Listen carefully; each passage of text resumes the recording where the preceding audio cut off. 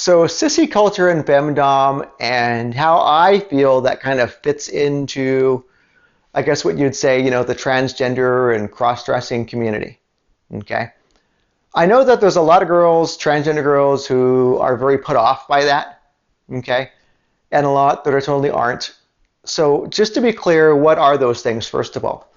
So within the cross-dressing community and the transgender community, online, especially online, you see a lot of people who would identify themselves as a sissy. Okay, that's the word that they would use.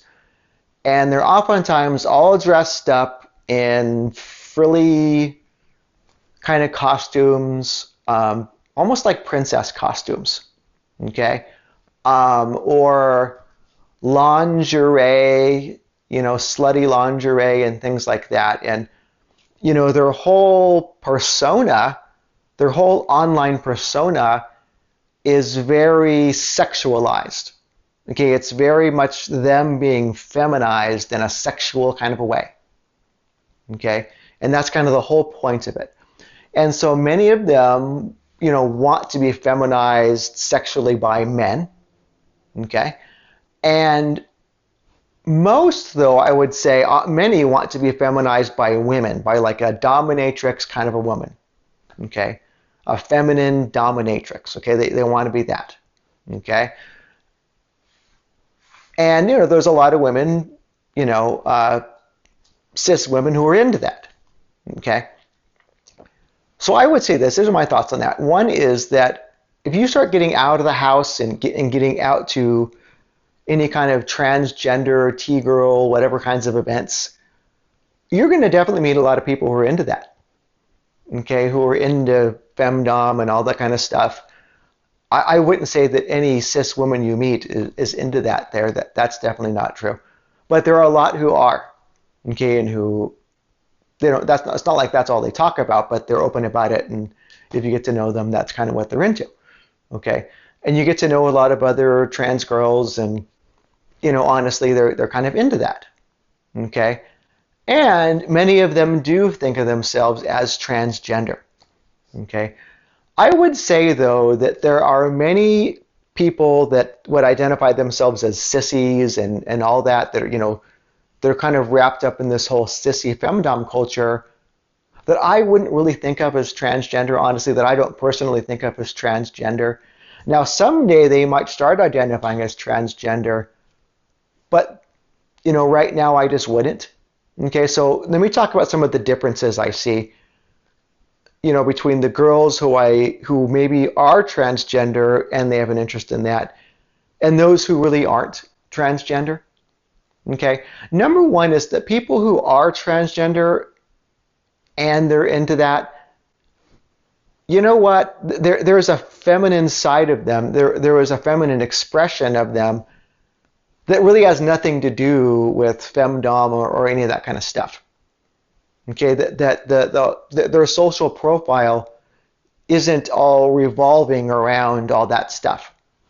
Okay, they have, I guess what you might just say, a normal female, a normal expression as a woman.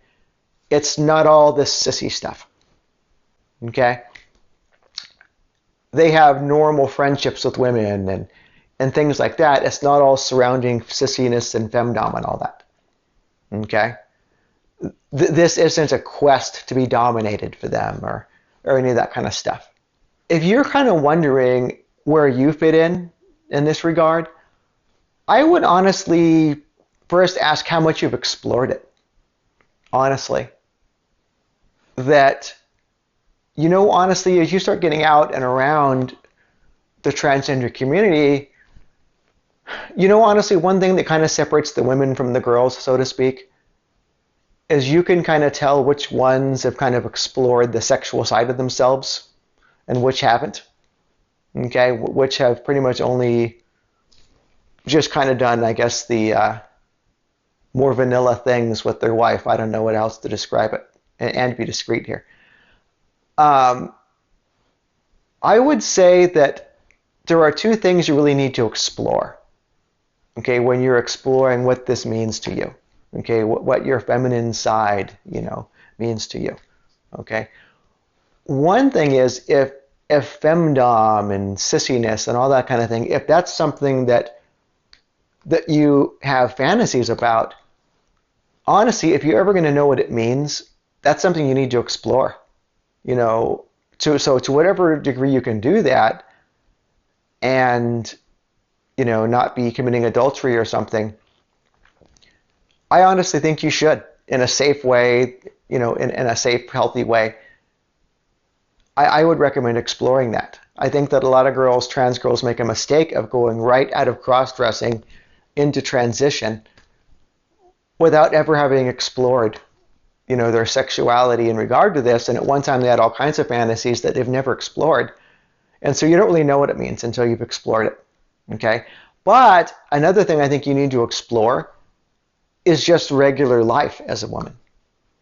Okay? That, until you've gotten out of your house and just had normal real life experiences as a woman, you're not really going to know, honestly, if you are one or not. It can't just be you're feeling like I'm a woman because you've been sitting at home and, in front of your mirror or in the camera or going to the mall, and now you're a woman. I think that you really need to be getting out of the house into normal real life experiences, a part-time job, college, something where you're just a normal girl, as a transgender woman in society. So I would recommend those things, and those are my thoughts.